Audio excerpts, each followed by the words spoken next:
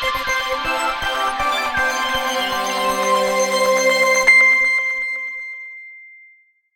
this is Marie Page again, and we conceived of this particular set of exercises as a yoga cool down, but to be honest, they work better as a yoga stretch class in their own right. So you can use it after a run because you're nicely warmed up and you can go straight into these exercises without any further warm-ups. Or if you're using this as a yoga session in its own right, I just suggest that you use some of either Sean's or my basic warm-ups beforehand before you jump straight into this. So just a few kind of classic yoga poses that are particularly useful for runners. So we'll start with Warrior 2. Positioning for this, you want your back foot, so in this case my right foot, to be parallel to the short edge of the mat. And then the left foot is coming forwards, so the toe is pointing forwards. And I can actually draw a line from the heel of the front foot to the sort of arch of the back foot. And then I'm just bending forwards. Now, I want to be able to see my toes at all times. You do not want this knee coming over the toes. So the same kind of situation as we described earlier on those warm-ups. You want to make sure that you're not overextending this knee. So I'm coming down over the right. So this is your Warrior 2 pose. First of all, just having a look at how your knee should be aligned. And the problem with, if you've done a load of yoga classes online, you know, YouTube and the like, is you've probably got into a lot of very bad habits. So your knee is like to be carrying forwards. So you want to be having this knee tracking almost over your outer little toe here. Okay, now the knee is going in that direction and my hips are coming in into this direction, so it's kind of a little bit of a right angle, which is weird, okay? So you may struggle with that. You may find that your hips want to turn a little bit more here. That gait exercise that Sean did earlier with you will help you get that opening into the hips. So dropping down there, bringing the hands up, so floating them up. You want to get these shoulders nice and relaxed so you can turn the palms upwards and then down. It should help you bring those shoulders down. And you're looking over the middle finger of that forward hand. And if you look back, you want to make sure that these arms are straight. Typically what I see is that or that. So just try and make sure that they're nice and straight. So in yoga, we typically will hold these postures for a fair amount of time. If you are a guy with a lot of muscles, typically guys, women obviously can have a fair amount of muscle mass here, but the weight of the muscles here can make it really tough to be holding this for a while. Try and hold this. You want to tuck the tailbone under. You want to breathe in through your nose the entire time. So we're holding this for, say, a minimum of 5 nice long breaths.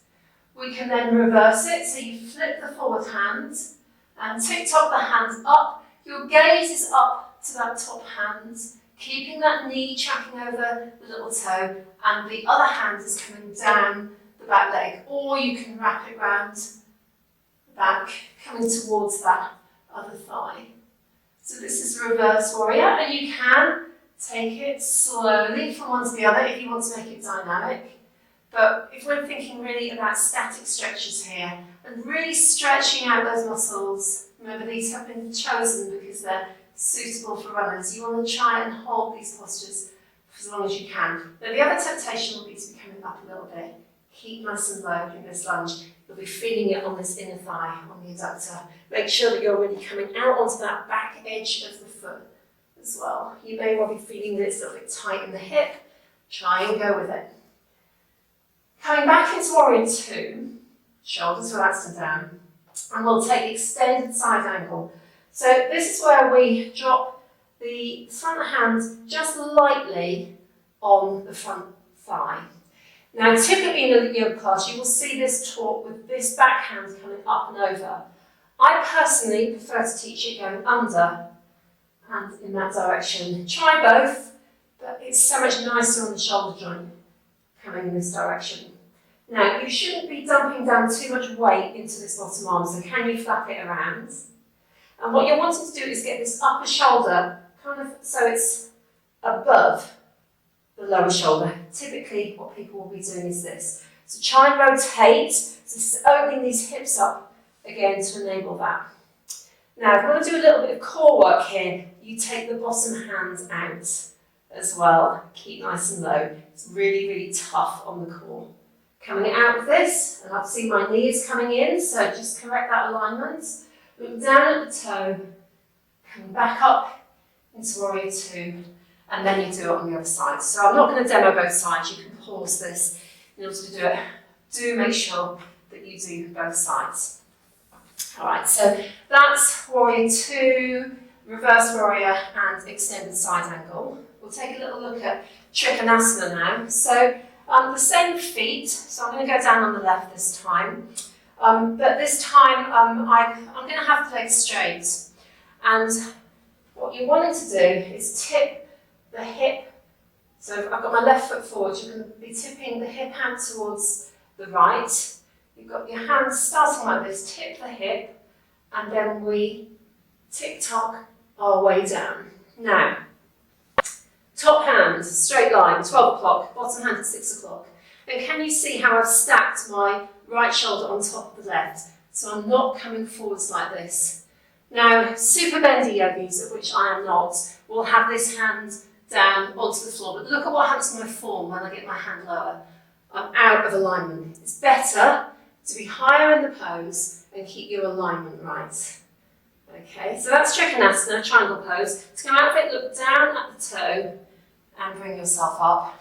And then again, on the other side, tip those hips and then turn yourself down to triangle. Really lovely, good, strong stretches. So that was triangle or Trikonasana. Let's try some wide angle, some wide leg folds now. So toes are parallel with the short edge of the mat. Really nice wide stances. Now, if you've got tight adductors, these are your inner thighs. If you're getting a little bit older, you can find that your stance, I see this a lot in my classes, you know, in lunge, you've got tiny stances and the knees are coming forwards. In these wide leg folds, the stances are, you know, the feet are too close together. Make them nice and wide. So there's a little bit of external noise going on there. Just we'll deal with that. And make sure that the feet are parallel to the short edge of the mat here. Okay, so hands on the hips, inhale, through the nose, and then we tip ourselves down so our back is parallel with the floor. And your back is flat at this point. It could even be a little bit curved into that kind of dish shape that we have talked about in previous exercises. So see how this feels. It should be starting to really kick in with your hamstrings. And then you can gradually take the hands down. Now, you may get them to the outside of the legs, you may get them to the ankles, you may get them to the feet. I'm not going hugely deep in this today. And then you can bring the hands out in front of you. So you can take some twists here. One hand and then the other, seeing how that feels. If some twisting is what you feel you need. Or you can walk the hands around to the right ankle. Bring the nose towards the knee. And that's a really, really intense stretch down that hamstring. So as runners, this is probably going to be quite a challenging little pose for you. So you can have the knees slightly soft, but make sure they're not so bent that you're not actually benefiting from the stretch that we're trying to get here. And then you can do that on the other side as well. Okay, so there's your wide leg kind of stretches. The other thing you can do when you're down on this one side is start to bend this knee and come up on the toe. So I'm kind of squatting with that foot. And then either keeping my toe down on the supporting foot because it'll help with balance, or if your balance is really good, you can come up on your heel. And this again is one of those adductor stretches. Now, I previously taught this as a dynamic kind of pose. In a cool down or in a more kind of standard yoga class, we're teaching this as a static pose that we're going to hold for several seconds or minutes, if you'd like. So find where you're getting the best stretch possible. So for me, that's with my fingers kind of here. So I'm up on my toes. And I'm just enjoying that stretch. It's a lovely, lovely stretch. Now, if you want to take it into a balance, that's what you can do. I'm going to try and get my shoulders nice and high so they're above my hips. Hard to do this when talking at the same time. It's a bit easier when you tuck your toes down. Okay, so that's your adductor stretch, and then you can come across and do that on the other side as well. I'm not going to do that at full speed. So coming back up, and again you can come through, dropping the head down, coming up into that forward fold, and then coming up. And then bringing the heels in a little so that your feet are out to the side. So Sean on the warm-up sequence did some crab walking. This is a sort of yoga static equivalent. So this is mountain pose. Sorry, no, this is not mountain pose. This is known as horse pose in the yoga for men books, or goddess pose, more conventionally. I think men are preferring not to be calling themselves goddesses for whatever reason. So you want to sit nice and low into this, with the arms kind of cactus arms. Now, I see a lot of W's in class. We want the elbows to be out and wide and really opening the chest up here. So this is really starting to fatigue my legs. You may want to pick up one heel, the other heel, both heels, and come a little lower. Keep the tailbone tucked while you're working in this pose. So that's goddess. We can move from that into pigeon pose. Now, this is a really tricky one to get into. Once you're there, it's just gorgeous. So I'm going to walk you through it the easiest way I can. So we start on all fours. You could start in downward dog and come forward into pigeon like this, but we'll start in all fours. Right knee comes behind the right wrist. Now, you can just have the foot into the groin, or if you've got a little bit more flexibility in the hips, you can bring that right foot up towards the left hand and just stretch down and back with your left foot. So you should be feeling this all around the glute and the outside of the right hip. So this is a kind of standard half pigeon pose where the chest is kind of forward, which is kind of looking a little bit like a pigeon. You can take it down to sleeping pigeon if you like. If you kind of feel like that. It's a posture I'd suggest you hold for several minutes. It's a gorgeous, gorgeous stretch. It might be quite strong for you when you first start doing it. If you are really struggling to get into this, the option is to do a reverse pigeon or figure four stretch. So I've got my right foot on my left knee, hand is coming between the little triangle I've made, and I'm bringing my hands behind that thigh, and I'm pushing this knee out. If you haven't got flexibility for that, you can use a strap and put that around the knee, around the thigh rather. So that's reverse pigeon. You can also do it sitting on a chair, just with the foot up like this. So there's lots of variants we can make to yoga poses to make them comfortable for you. But coming back into pigeon, I've been holding this for a while. Now we want to take this into a nice quad stretch. So Sean will have done some nice quad stretches in the standing, but you can do this from a pigeon pose. You're picking that back foot up and holding that foot. You can do it with either arm or with both arms. You put a strap around that foot if you need to. Okay, so this is a variant of King Pigeon, the full variant. I can't do it all. Okay, so that's a very, very nice little quad stretch that you can pull out from pigeon. Coming back onto all fours, we will try a lizard stretch here. So the right foot, whoops, is coming outside of the hands this time. And I've got my back leg as far back as I can get. So this is stretching out that hip area. Now you can go down onto your elbows if you've got the flexibility for this. If you've got some blocks, you can go down onto those. You can tuck the toe and be up on the toe if you like, but it's quite nice to just have the leg straight. If you come out onto the outside edge of that right foot, you can then generally get a little bit lower into that stretch. It's a slightly different stretch around the hip area if you're using the blades of that foot. So that's lizard pose. And again, you can come in and out of that on either side. Bring the foot forward if it won't come forward, but in its own right. These are quite tricky when you first start working with them, and then once you've got them into kind of muscle memory, they become your friends, and there's something quite comforting about going back into them So again, just having that knee back as far as you can, coming out onto the blade of the foot if you'd like. This is quite a strong stretch, particularly if you've got lower back issues, so I would not recommend doing it unless you're nicely warmed up. So that's leaded on both sides. Then let's look at some work on the hamstrings with the strap here. So this is a yoga strap. You could use the stretchy TheraBands. I personally think it's better not to have too much stretch. Just a dressing gown strap will do just as well instead. So put the strap around the ball of the foot. Come back onto your back. You can have your knee, the opposite knee up or down.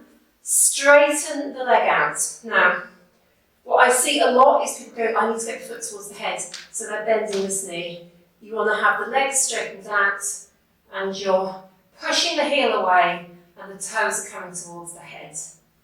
Okay, and you may, I'm not great on this stretch.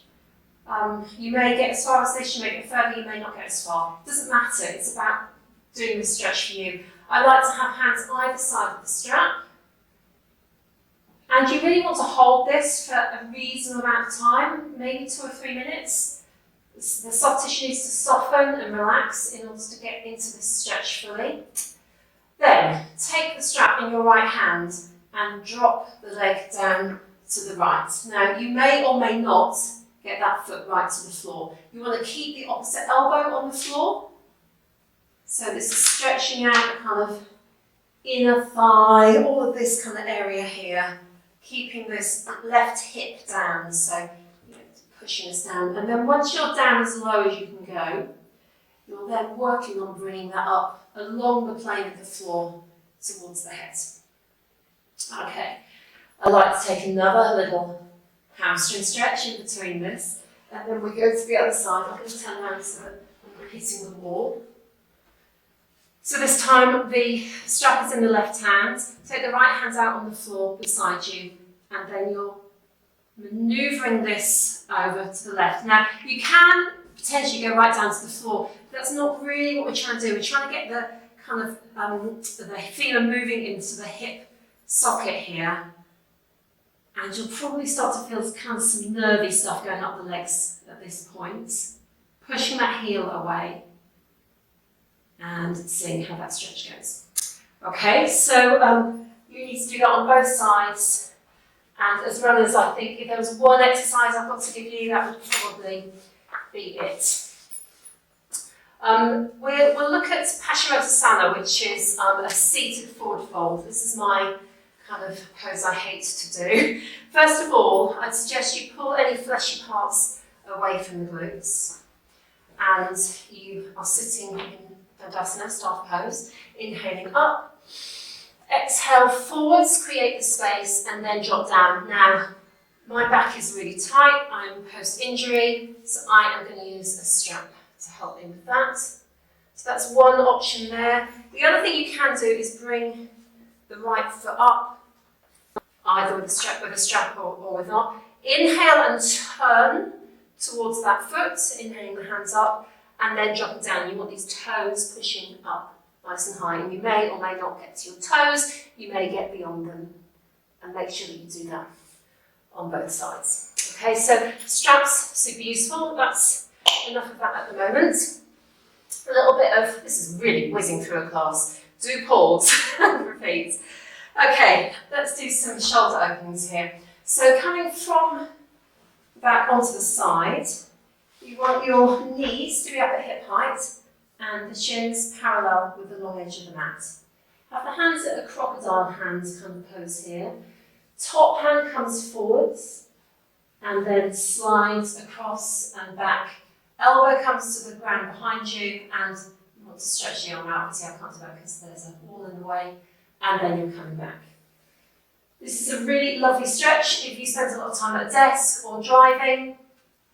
Really start to open out the collarbones. Good if you've been hunching forward when you've been running as well.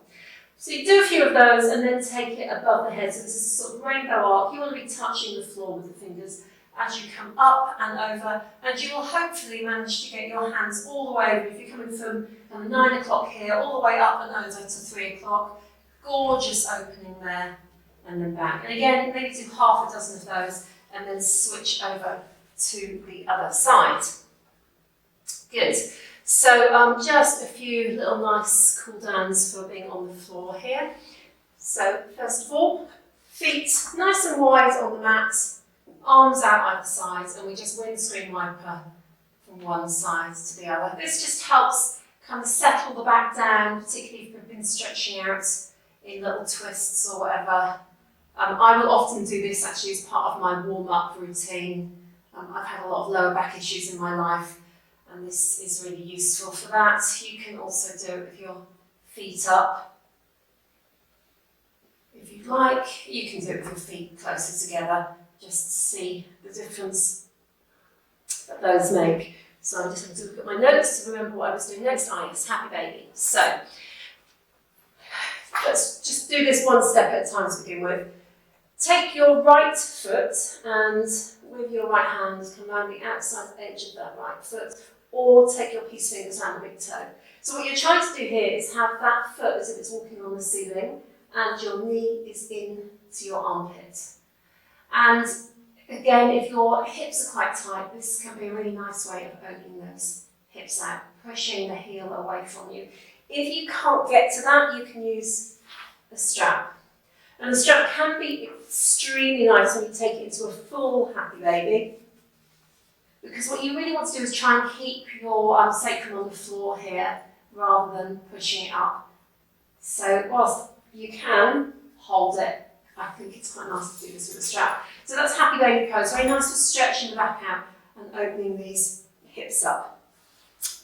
Two more moves. First of all, banana asana. So we take a full body stretch here. We'll stretch out right foot, right hand, left foot, left hand. And then you walk your feet across to the right a little bit. Walk your hands across to the right. If you want to take it a little bit deeper, you can pick your left foot up over the right ankle. You can hold the left wrist with your right hand. You've got a nice kind of side stretch. It's quite tricky to stretch some of these areas. So this is a good pose to do this. And then you do it on the other side as well. And then my final posture for runners is all about just getting your legs up in the air and letting the blood drop down from them. So this is legs up the wall pose. If you haven't got a handy wall, you can just prop your kind of bum onto a cushion or a block and sort of free hang here. But this is a sort of an inversion. So downward dog would be an inversion where your head is below the heart. And it's a very, very nice posture for tired legs when you've been running or walking or simply just on your feet all day. And yoga classes typically end with a shavasana where you lie in what we call corpse pose. I think for runners, actually just finishing your run with 5 or 10 minutes with legs at the wall is not a bad thing. I'm going to say goodbye from my upside down position. Thanks.